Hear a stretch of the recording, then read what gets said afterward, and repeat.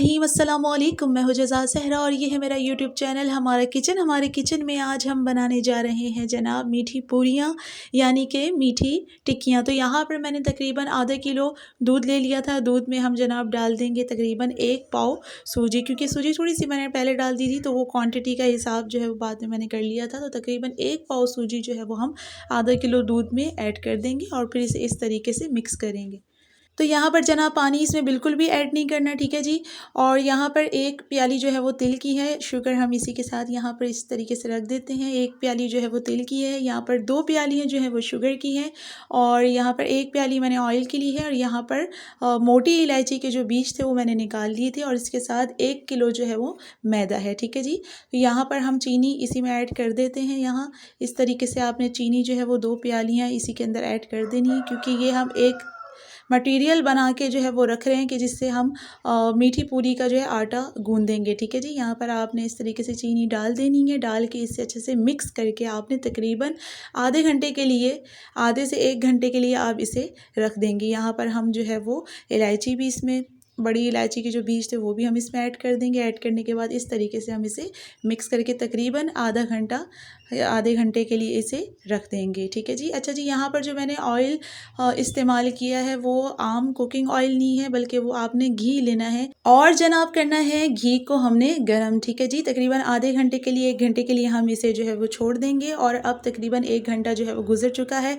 और अब हम जो है वो मीठी पूरियों का जो है आटा वो गूंद लेंगे। सबसे पहले मैंने घी जो है वो मैदे में ऐड किया है, ठीक है। इस तरीके से आपने घी डाल देना है। घी डालने के बाद आपने इसे अच्छे से मिक्स कर लेना है इस तरीके से, ठीक है। मिक्स करने के बाद हम जो यहाँ पर तिल है 1 प्याली वो ऐड कर देंगे।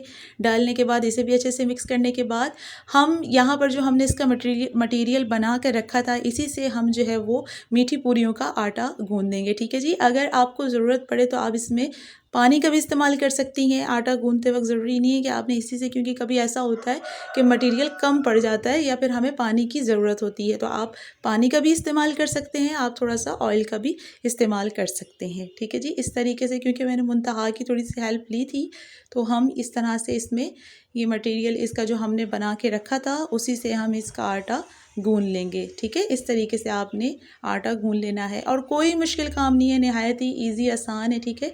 तो अल्हम्दुलिल्लाह आटा जो है वो हमने गूंद लिया है। अब बारी आती है इसको डिज़ाइन देने की। तो यहाँ पर मैंने एक बड़ा पेड़ा लिया था, जिसे लेने के बाद मैंने इस तरीके से बेल लिया था और यहाँ पर आपने स्टील के गिलास से इस तरीके से इसे शेप दे देनी है, ठीक है जी। तो यहाँ पर हम इस तरीके से इसे शेप देते जाएंगे।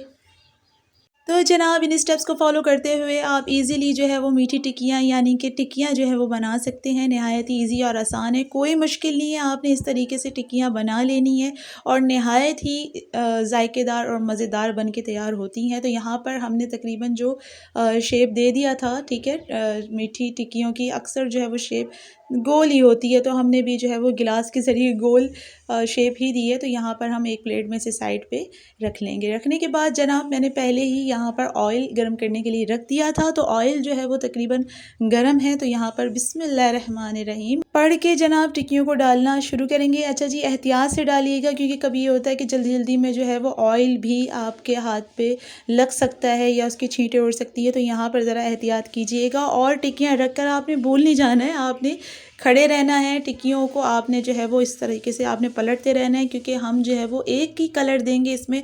हम ज़्यादा और कम जो है वो कलर नहीं रखेंगे कि एक टिक्की जो है वो उसमें ज़्यादा कलर आया है और एक में कम। वो ऐसा होता है कि जब आप टिक्कियाँ रखते हैं ऑयल में और छोड़ देते हैं, ठीक है जी।